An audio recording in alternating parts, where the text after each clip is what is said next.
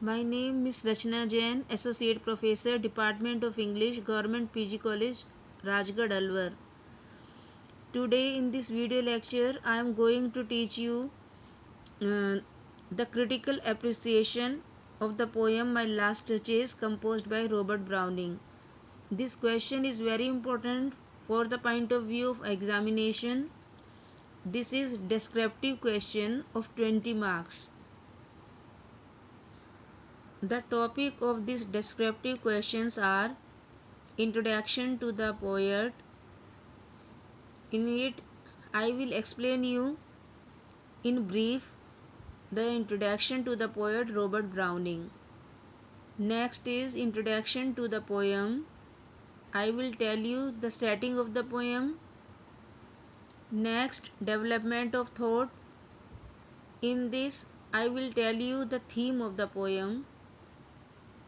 Next, autobiographical elements in the poem. Next, characterization. Next, pictorial qualities of the poem, which is very important point. Next, a Renaissance study. And in the last, style of the poem. First point is introduction to the poet. Robert Browning was born on May 7, 1812. He was a major Victorian poet and a contemporary of Tennyson. He is known for his intellectual vigor and his psychological studies of human nature. Browning grew up literally in an environment of arts. He was well versed in arts and their appreciation. The next point is introduction to the poem. My Last Duchess was published in Dramatic Lyrics in late November 1842. In the first publications, it was entitled In Italy. It was in the 1849 edition that the present title My Last Duchess was given to it.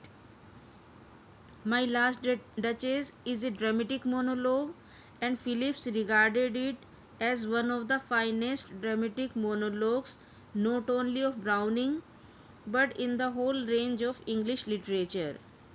The speaker in it is the Duke of Ferrara, an important city in Italy. Next point is development of thoughts. The Duke of Ferrara, a powerful, proud, and hard-hearted Italian duke of the 16th century. He has been widowed recently. He wants to marry a second time. The messenger of neighboring count comes to his palace to negotiate with him the marriage of the count's daughter. The duke takes him to the picture gallery and shows to him the portrait of his last duchess. The portrait is lifelike and realistic. It was painted by a famous painter, Fra Pandolf, who worked on a single day, and yet he could paint such a wonderful picture. Then Duke defines the nature of his last duchess, that she was very childish by nature. She thanked everyone for trifles. She smiled at everybody without any distinction and thanked everybody in the same way.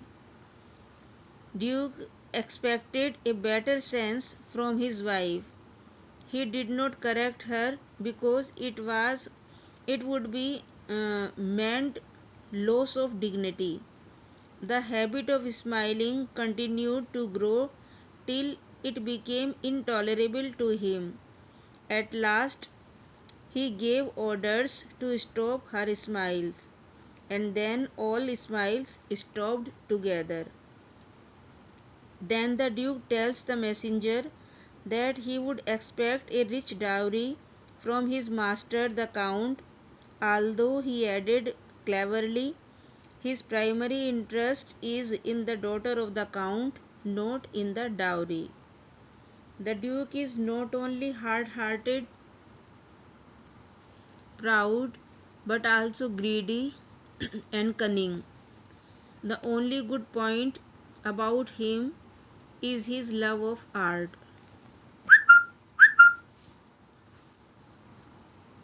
Autobiographical element. Critics have read into the portrait an autobiographical significance. They likened the life of Duchess in the home of her husband to that of Elizabeth Barrett, wife of Robert Browning, the in the home of her father. Just as Elizabeth suffered from the tyranny of her father, who was totally unsympathetic, so did the Duchess suffer from the tyranny of her proud and arrogant husband.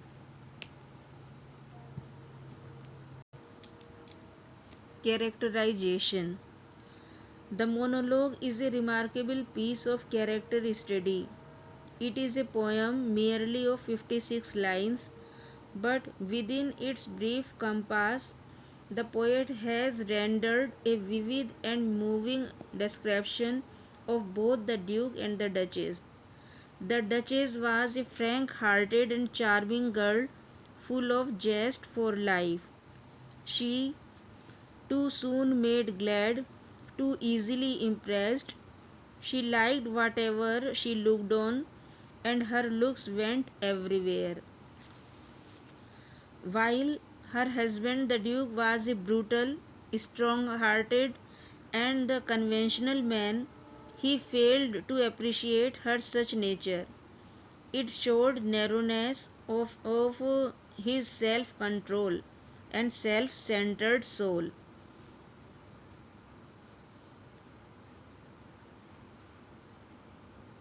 Oh, sir, she smiled, no doubt, whenever I passed her, but who passed without much the same smile. The Duke was arrogant also by nature. He did not try to correct her as he thought it a loss of dignity.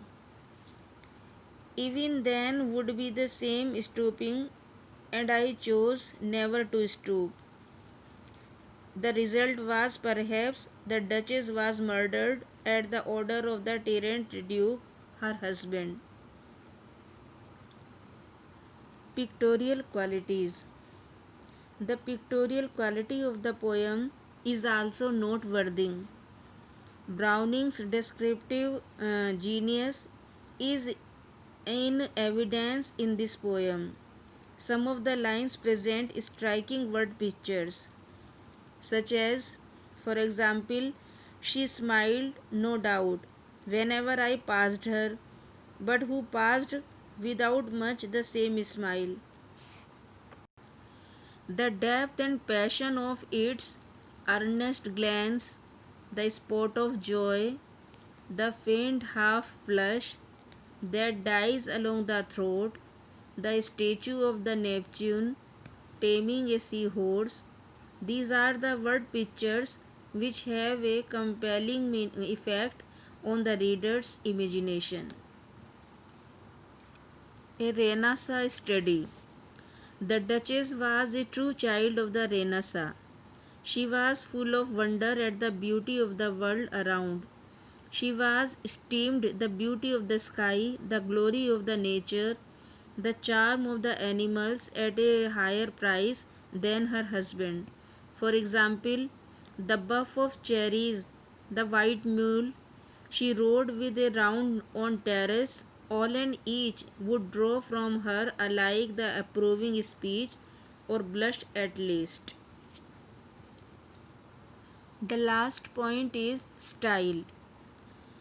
Duke's jealousy, his greed, his masterliness, nobility of his taste of arts, all are admirable, captured and presented in the poem. And yet there is not a single word of direct comment. Only the Duke speaks throughout the poem. The picture is thus built up with the help of little touches of character which are insignificant in themselves but which gain intensity in this poem. Professor Jasbir Jain writes, the poem tells the story of possessiveness and the consequent murder. Within, in the form of a dramatic monologue, the speaker is an Italian duke of the Renaissance period. The listener is a messenger who has come with a marriage proposal. The reader is exposed to the multifaceted examination of the act of murder. The Duke's possessiveness, passion for collecting objects of beauty, his sense of refinement and aristocratic pride do not only contrast with his cruelty and material greed but also provide in an uncanny way the explanation for it. In a brief span of 56 lines, the characters of the Duke, his dead wife, and of the period are delineated very skillfully, at a time with the help of parentheses, colloquial diction, and broken syntax. So, poem is very important with the point of view of critical appreciation. Thank you for listening my presentation. I hope you enjoyed it. Thank you.